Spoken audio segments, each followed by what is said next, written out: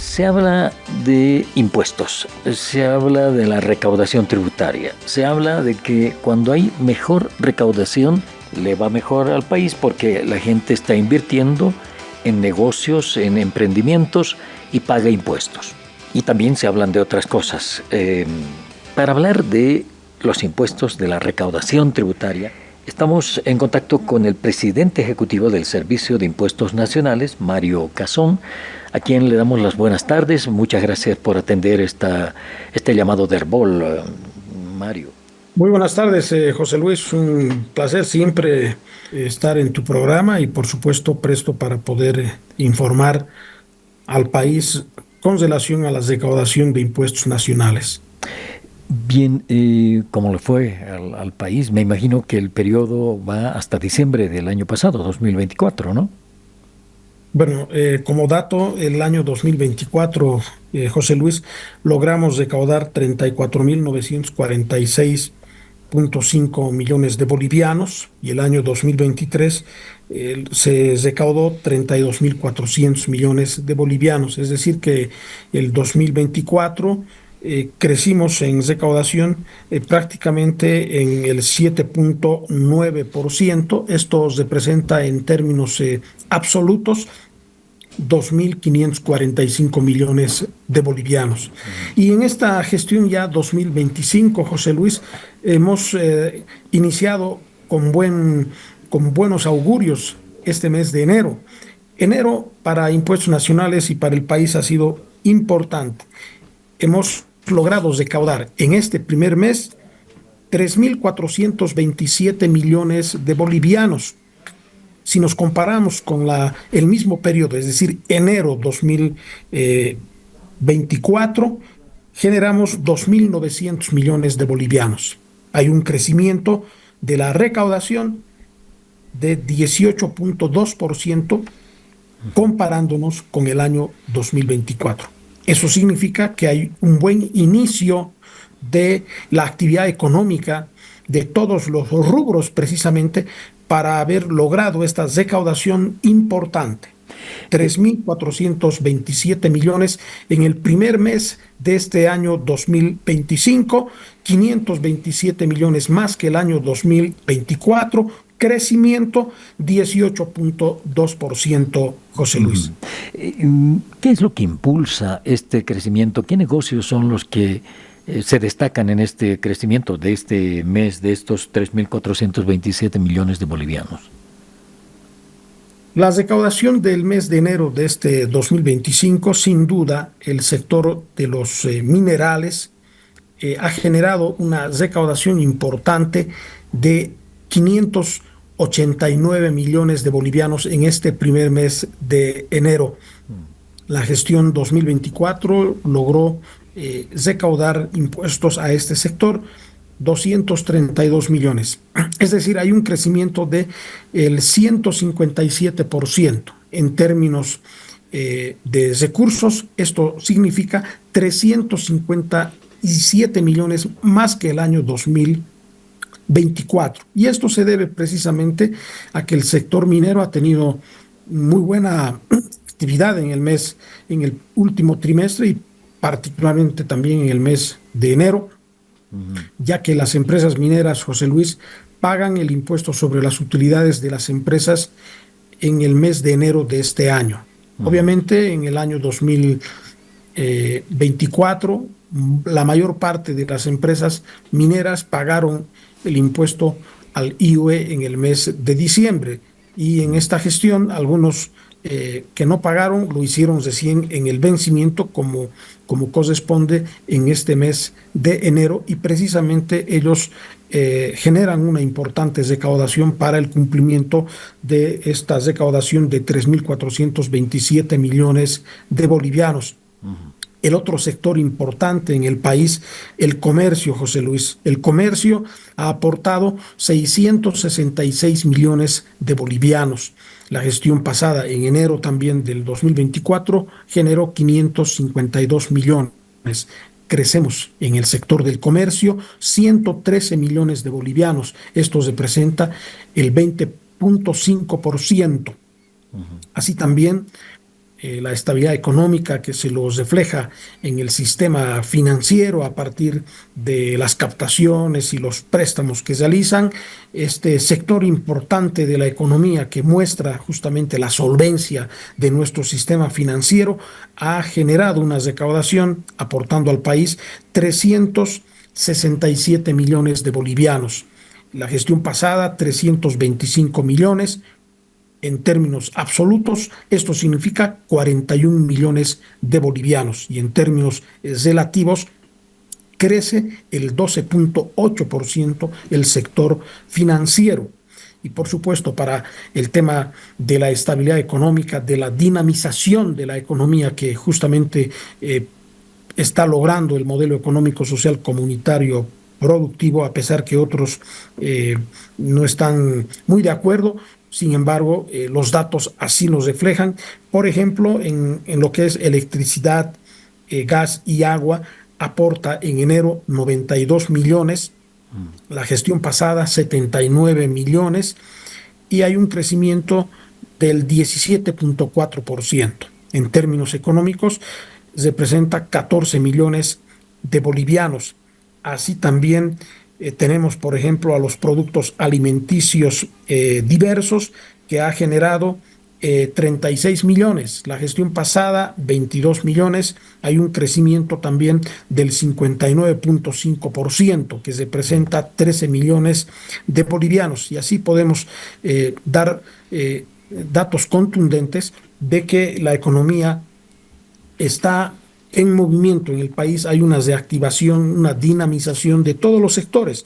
En este caso, por ejemplo, José Luis, el impuesto al valor agregado aportó a los 3.427, el IVA 1.187 millones de bolivianos.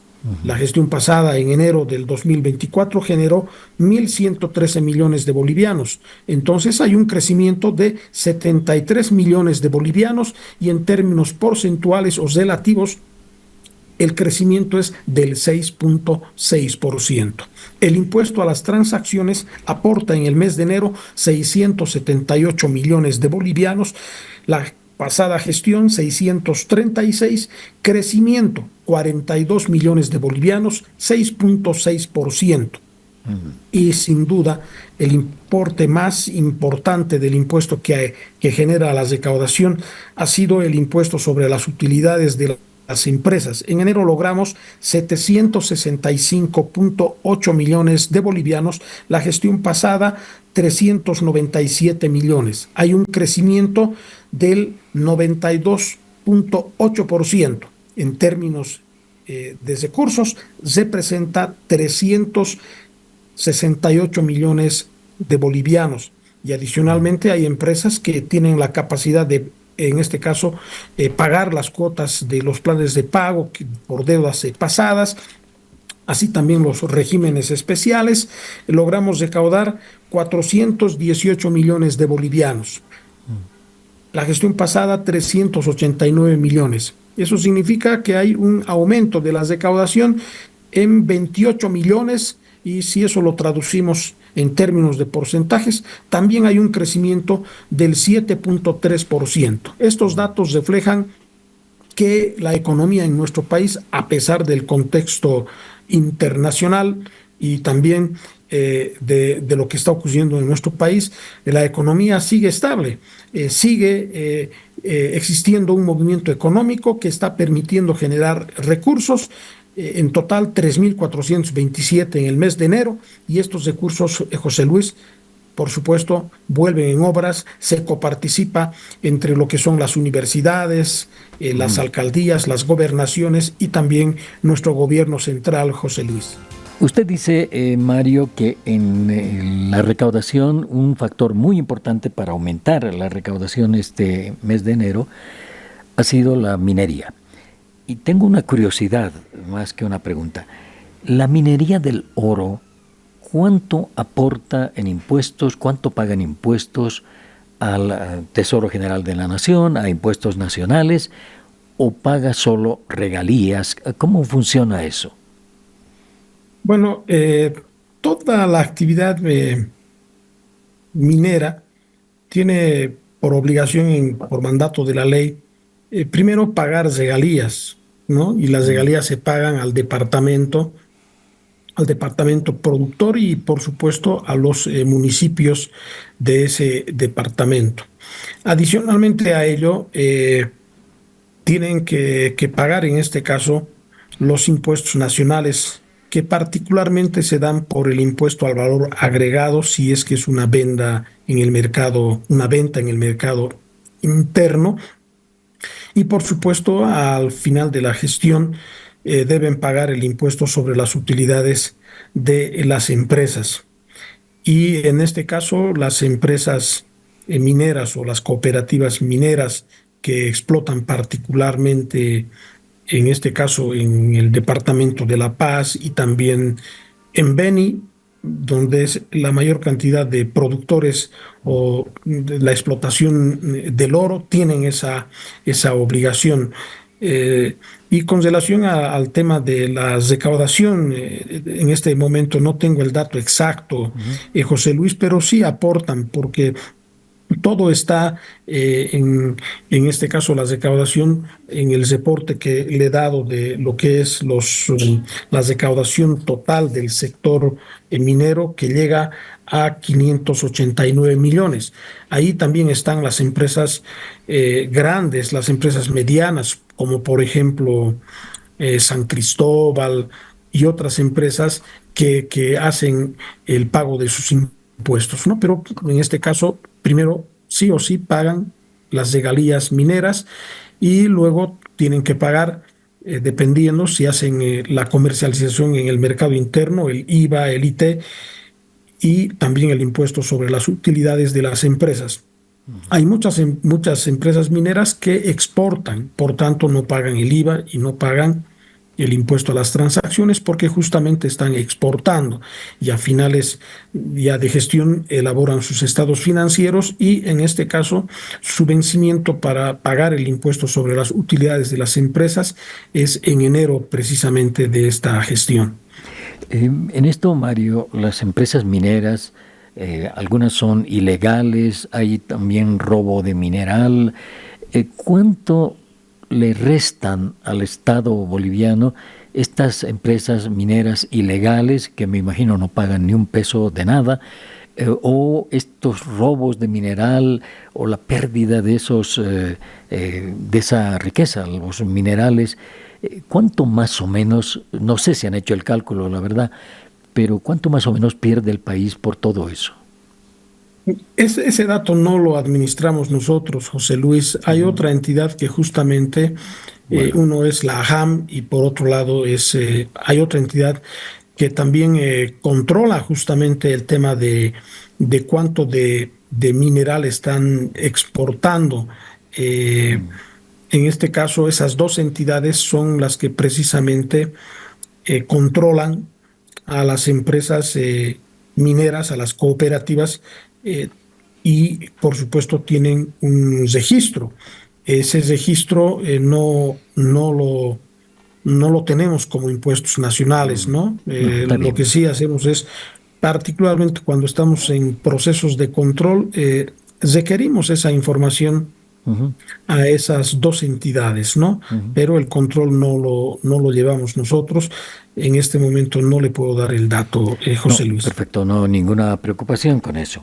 Ahora, de estos 34.000 millones de bolivianos que se recaudaron el año pasado, ¿qué porcentaje va, solo en porcentajes, a la universidad, a las alcaldías, a las gobernaciones y al gobierno central? ¿Cómo está distribuido los porcentajes de esa recaudación? La coparticipación tributaria está Ujú. establecida en ley y señala que del total de la recaudación debe ir un 5% a las universidades públicas. También, eh, en este caso, un porcentaje a los gobiernos municipales. Ujú. Si no estoy equivocado, ahorita se me fue el dato, es el 15%. Sí. Y Ajá. adicionalmente a ello, no, 20%, perdón, 20%, y el 75% al Tesoro General de la Nación. Del total de la recaudación que recibe el TGN, también coparticipan en función a un presupuesto a las gobernaciones de lo que es la recaudación mercado interno. Hay que recordar, José Luis, que recaudación mercado interno básicamente se refiere al impuesto al valor agregado, es decir, el IVA, el impuesto a las transacciones, el impuesto a los consumos específicos, el impuesto sobre las utilidades de las empresas, que son la mayor fuente de recaudación tributaria. Ahora, las regalías tributarias eh, no son coparticipables, ¿no? Es decir, cada departamento recibe su regalía y en este caso esos recursos no van al TGN, sino que directamente van a los gobiernos departamentales y también a los gobiernos municipales productores, ¿no? La coparticipación solamente se refiere a la recaudación de los impuestos nacionales que justamente está a cargo de su control, de su recaudación de la administración tributaria. Bien, quiero aprovechar que estamos conversando con usted, Mario, porque ha surgido en las últimas horas una preocupación en los industriales. La Cámara Nacional de Industrias ha hecho conocer un comunicado que habla de lo que estaba hablando hace un ratito, el IUE y el IT. A ver, dice la Cámara Nacional de Industrias, en representación de todas sus cámaras y empresas miembros, expresa su rotundo rechazo a la disposición adicional segunda del Decreto Supremo número 5327 de 5 de febrero de 2025, que modifica el Decreto Reglamentario de Impuesto a las Transacciones IT número 21532 de 27 de febrero de 1987, atentando, dice la Cámara, contra la seguridad jurídica tributaria de los contribuyentes sujetos al impuesto sobre las utilidades de las empresas, que es el IUE, al cambiar el sistema de compensación entre el IUE y el IT, generando incertidumbre y dificultad en la planificación tributaria de las empresas. Explíquenos un poquito cómo es esto, qué es lo que ha sucedido, porque esto que dice la Cámara Nacional de Industrias puede ser conflictivo a la larga, no sé. ¿Cuál es la explicación que tiene impuesto sobre esto, por favor? Bueno, el Decreto Supremo 5327 precisamente ha sido promulgada para corregir un comportamiento tributario de prácticamente un 20% de contribuyentes. ¿Qué es lo que estaban haciendo, José Luis? El vencimiento del impuesto sobre las utilidades de las empresas, normalmente en esta gestión, por ejemplo, cae un 29 de abril. Hasta esa fecha es el vencimiento del pago de este impuesto.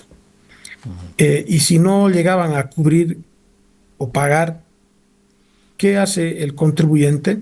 Solicita facilidades de pago en muchos casos y en otros solo declara y no lo paga. Y en este caso el Decreto Supremo establece, y lo que señalaba, era que podía compensar el impuesto a las transacciones con el pago del impuesto sobre las utilidades de las empresas. Pero, ¿qué ha estado ocurriendo? Un 20% que más o menos representa más de 50,000 contribuyentes, declaraba a José Luis el impuesto, pero no lo pagaba. Y a la par, compensaba ese IVA supuestamente pagado como un pago a cuenta del impuesto a las transacciones. Lo considera así la ley, y por tanto no pagaba el impuesto al IVA y lograba compensar ese supuesto pago, que no lo había hecho, lo compensaba con el impuesto a las transacciones. Entonces ahí estaba generando un movimiento inadecuado. El contribuyente, al no hacer el pago, y recién hacer su compensación. Y en algunos casos ingresaba a una facilidad de pago, no hacía el pago de la cuota mensual y de todas maneras se compensaba ese IUE que supuestamente habría pagado, lo compensaba con el impuesto al IT. Entonces eso estaba generando una distorsión en el control de la administración tributaria, pero además, aparte de esa distorsión, lo que estaba ocasionando es de que no ingresaba el recurso al Estado boliviano y estaba compensando. Entonces, la única forma de controlar y evitar ese mal uso de la compensación con algo que no habían pagado es precisamente establecer en este decreto supremo que quienes paguen el impuesto sobre las utilidades de las empresas, por ejemplo, en el mes de enero una parte, en febrero otra parte del impuesto que debe pagar del IUE de la gestión en base a los estados financieros del 2024 y finalmente lo termine de pagar en el mes de abril la totalidad, tiene el derecho de compensarse. ¿Por qué? Porque ha hecho ya el pago total del impuesto y va a poder compensar como un pago a cuenta del impuesto a las transacciones. Es decir, en ningún momento se ha quitado el derecho de compensar el pago del impuesto al IUE con el impuesto a las transacciones. Lo que se ha hecho es justamente con este decreto supremo regular para que ya no exista ese problema de que algunos contribuyentes, como he señalado, más o menos el 20%, sin pagar el impuesto del IUE, compensaban con el IT. Y por tanto, si pagas del vencimiento, que en este caso es el 29 de abril, va a poder compensar como pago a cuenta del impuesto a las transacciones, inclusive hasta el próximo vencimiento del IUE, que va a ser en este caso más o menos el 29 de abril del año 2026, en lo que corresponde a los resultados de esta gestión 2025. Eso es lo que ha normado básicamente el decreto supremo, José Luis.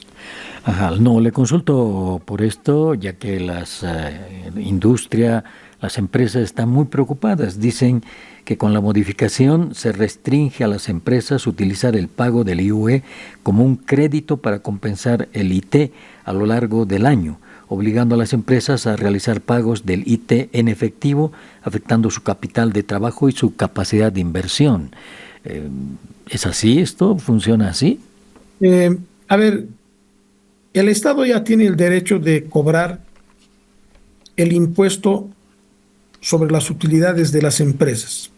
Ya es un dinero que le corresponde al Estado boliviano en el marco de lo que establece la Ley 843, ¿no?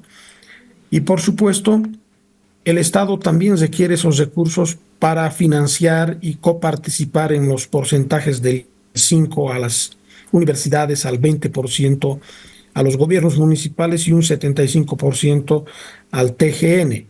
Entonces, si las empresas no pagan, no hay plata para hacer obras, para lo que requieren las universidades, los gobiernos municipales, departamentales.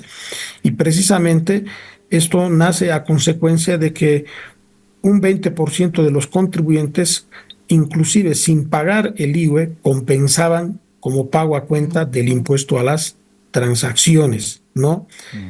Y ahora lo que el decreto supremo establece es que deben pagar, si quieren compensar, deben pagar la totalidad hasta el vencimiento, que en este caso es el 29 de abril. Lo pueden hacer en cuotas. ¿En qué mes? En enero, febrero, marzo y abril, ¿no es cierto? Y si en este caso no terminara de pagar la totalidad de la deuda tributaria por el IUE el 29 de abril y paga una parte, vamos a suponer que el IUE de una empresa, en el ejemplo, debe pagar 100,000 y solo paga 70,000. 70,000 va a poder compensar hasta el próximo vencimiento, es decir, hasta el 29 de abril del 2026 va a poder compensar y pagar con eso el impuesto al IT. 30.000 bolivianos no lo pagó al vencimiento. Entonces, también el contribuyente tiene derecho a solicitar una facilidad de pago. Si no tiene los recursos, va a poder solicitar una facilidad de pago en el mes de mayo, ¿no? Porque ya el 29 es último, prácticamente fin de mes, por tanto pedirá la facilidad de pago en mayo y pagará en cuotas, y el plan de pagos lo va a poder solicitar a la administración tributaria por el tiempo de 30 meses. Y esos pagos que haga de manera mensual a partir de mayo por esos 30 meses, la norma establece que ya no va a poder compensar. Es decir, no lo va a compensar, no va a permitir ya la norma lo dice, no va a poder compensar o no va a poder pagar con esa cuota pagada el impuesto a las transacciones. Pero esto, como estoy señalando, José Luis, se ha normado de esa manera porque lamentablemente más de 50.000 contribuyentes sin pagar el IVA compensaban.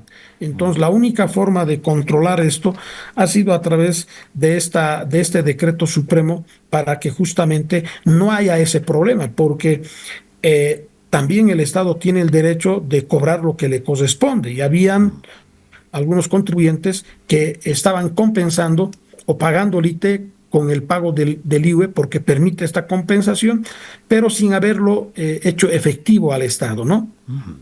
Bien, Mario, muchísimas gracias por estos minutos con Herbol, por las explicaciones. Este es un tema muy interesante, pero también un poquito complicado. Así que hasta una próxima oportunidad. Muchísimas gracias por ahora. José Luis, si me permites un minutito, por favor. Sí. Tu audiencia es bastante importante. El día de ayer, lamentablemente, por problemas de comunicación de Internet de las empresas telefónicas, de dos empresas en particular, los contribuyentes no lograron ingresar al sistema del SIAD en línea. Pero quiero aclarar que el SIAD no se cayó. Nosotros tenemos una línea dedicada para los servicios que ofrecemos a nuestros contribuyentes y el sistema ha estado operando. Por ejemplo, los que tenían internet contigo ingresaban y podían hacer todos los trámites correspondientes. Entre esos trámites estaba la consolidación y el envío del registro de compras y ventas. Pero otros contribuyentes que tenían servicios de otras empresas que prestan también el servicio de internet en los departamentos, no pudieron, y a raíz de esta evaluación que hemos hecho, mañana estamos publicando la ampliación de el envío del registro de compras y ventas y la consolidación también, y la ampliación será justamente hasta el día 12 de febrero, es decir, hasta el día de mañana. El día de hoy están enviando, y por esto lo estamos haciendo justamente para no en este caso generar multas por incumplimiento de parte de los contribuyentes. Este es un caso excepcional que se ha dado por fuerza mayor, es decir, hay un problema de empresas que otorgan el servicio de Internet que se les cayó, y lamentablemente, a consecuencia de ello, muchos contribuyentes, más o menos unos 7.000 contribuyentes, no lograron hacer el envío del libro de compras y ventas y consolidar. Por esa razón estamos ampliando para que hagan ese envío, pero quiero aclarar, José Luis, no se cayó el SIAD en línea, sino el servicio del Internet del contribuyente, que puede ser, en ejemplo, Entel, que puede ser Viva, y si no tiene ese contribuyente el Internet, porque esas empresas cayeron, por decir, no pudieron enviar. Eso significa que tenemos que ver la forma de darle solución, y estamos dando la solución al ampliar hasta el día de mañana para que no tengan las multas por incumplimiento a deber formal. Pero aclaro, no es una caída del SIAD en línea, que estaba activa, porque nosotros tenemos Internet redundantes y además líneas dedicadas, ¿no? No es como el usuario común de cualquier persona que tenemos una línea, pero por ahí prácticamente todos los usuarios ingresan al Internet. En el Claro. caso nuestro tenemos un Internet dedicado por donde nos comunicamos con los contribuyentes y esta ampliación también alcanza al envío de la bancarización de operaciones que deben bancarizarse por operaciones iguales o mayores a 50.000 bolivianos de la gestión 2024. La ampliación para este tema de la bancarización lo estamos realizando hasta el último día hábil de este mes de enero, justamente para facilitar el cumplimiento tributario, el cumplimiento del envío de la información, con el ánimo justamente de no aplicar ningún tipo de sanción a los contribuyentes, porque esto Muy no ha bien. sido un problema de la administración, tampoco ha sido un problema del contribuyente, ha sido un problema de los prestadores Del o de los servicio. operadores que brindan el servicio de Internet. Y a Ujú. partir de esa evaluación, el día de mañana estamos publicando y esta ampliación para el libro de compras y ventas, que lo conocemos como registro de compras y ventas, la ampliación es hasta el día de mañana y Ujú. para el envío de la bancarización es hasta el último día de este mes de febrero, que si no estoy equivocado cae un día viernes Sí, y creo que es eh, 28, ¿verdad? viernes 28, sí, exactamente. Bueno, Exactamente, hasta el 28 de febrero. Así que tranquilidad a los contribuyentes. Nosotros, en el marco de la evaluación y el seguimiento que hacemos a la prestación de servicios que hacen justamente las empresas que operan en tema de telecomunicaciones, tomamos también las decisiones que en este caso van siempre en beneficio de nuestros contribuyentes. bien, ahora sí, muchísimas gracias por estos minutos. Hemos conversado con Mario Cazón, el expresidente ejecutivo del Servicio de Impuestos Nacionales. Ya regresamos con la